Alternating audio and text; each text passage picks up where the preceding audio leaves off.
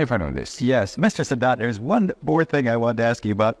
I've heard your wife has spoken of this mark in your head as where evidence of your prayer life. Because of the prayers. Yes. Now, we Christians think of Muslims as repeating prayers, but I get the impression that you pray spontaneously to God, don't you, too? 5 times a day. I see. When you pray that way, do you pray stated prayers, or do you sometimes just tell God whatever on your heart? Well, there is a certain movement that one makes in prayer, as you know. You don't pray, for example, as you walk down the street or anything. You feel that you must be in a position of reverence. Well, you can have this, but those 5 prayers are compulsory. Oh, yes. But you make quite a bit of praying during the night, though, too, don't you? Yes, you can do it whenever you can, whenever you would like to do it, or you have the time to do it. Do you pray in your own words, or can you pray in your own words, or must you use stated prayers? These are, as I told you, we recite Quran. Everything we say in the prayer is from Quran. I don't know if you're aware of how much ignorance there is about the Muslim religion among us Christians.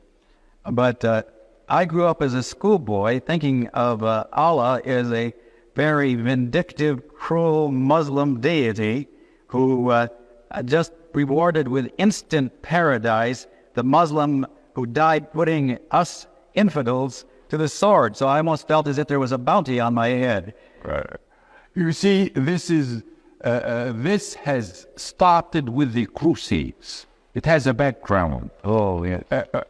Every part of us condemned the other as infidels. The Christians accused the Muslims as infidels, and the Muslims accused the Christians as infidels. No. Quran is here.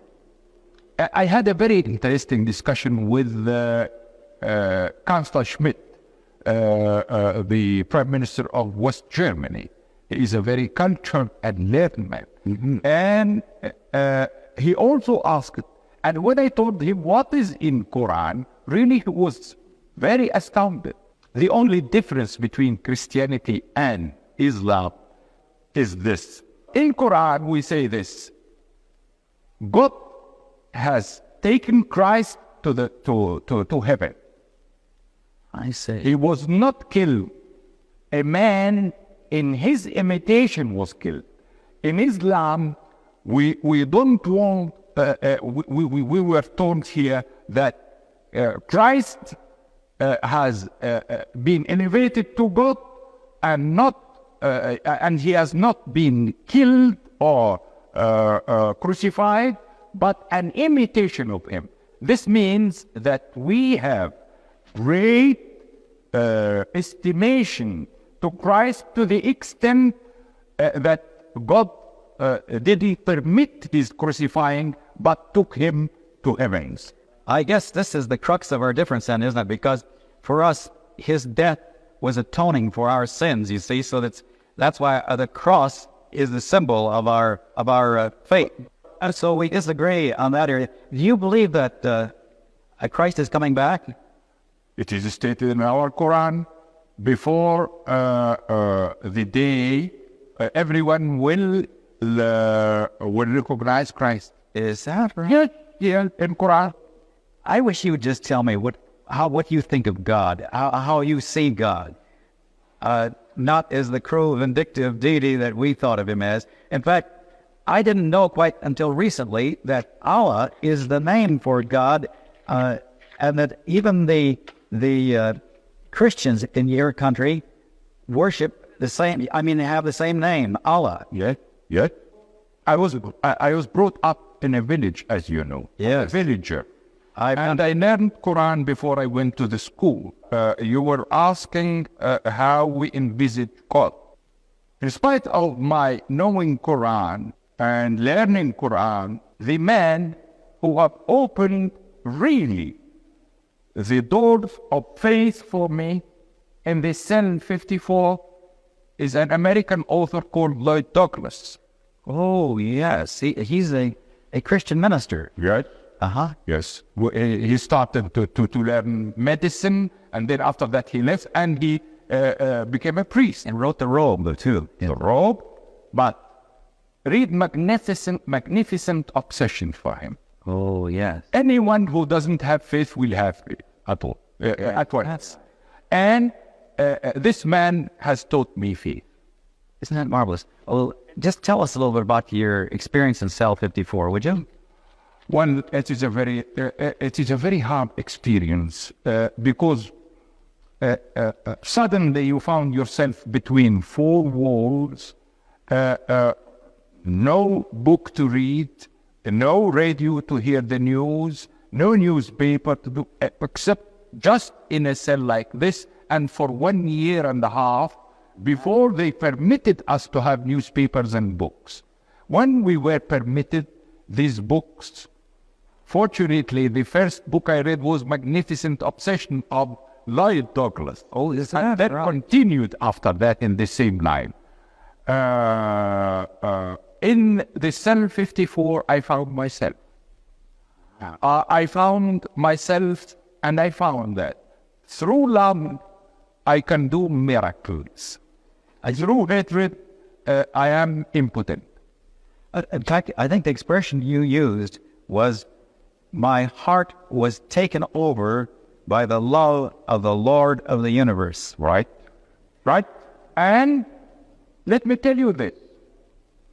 The most happiest 6 months that I lived or ever to live were the last 6 months in the cell. Well, now, when you said your heart was taken over by the love of the Lord of the universe, was this something that just sort of oozed in on you, or did it happen in a particular time? No, it is part of my nature, but I couldn't recognize it before I was put in the cell. Let me tell you this. In two places you will find yourself, either in prison or in war. You will find your true self.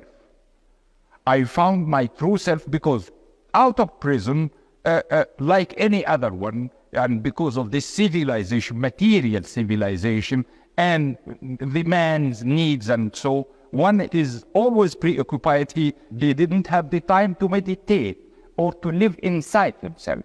In the cell, you are either you learn to live inside yourself, or you will become mad, because in four walls with nothing to do. So I found myself. You know, I had an experience of being overwhelmed by the love of God. In fact, I could define it almost exactly your terms of my heart was taken over by the love of the Lord of the universe. But when I tried to share it with people in my own rather formal church, they looked at me askance. And I was wondering, did you find people responsive that would to the experience you had, or did they think you were talking a foreign language? As I told you, when I had this discussion with Helmut Schmidt, the Chancellor of West Germany, and because of the new facts that I told him in Quran, he told me, why don't you write a book? I promised to write a book on the three religions, and they will be. You will find that it is one religion according to Quran. I promised, and he asked me to write the foreword of this book. I gave him my word, and I shall be writing this book. Chancellor Helmut Schmidt of Germany will be writing the foreword of this book. Well, what happened as a result? You discovered there in the cell, I think you said that God wasn't just someone way up there, but he became your personal friend. That's right. And this was such a liberating experience. I think you said you were set free in that moment, Right. from fear of man, Right. and from hatred. That you can hate, and from the material needs. I see. So it really was a liberating experience in prison, then, wasn't it? It is. And as I told you, in two places only you can find yourself, either in prison or on the wall.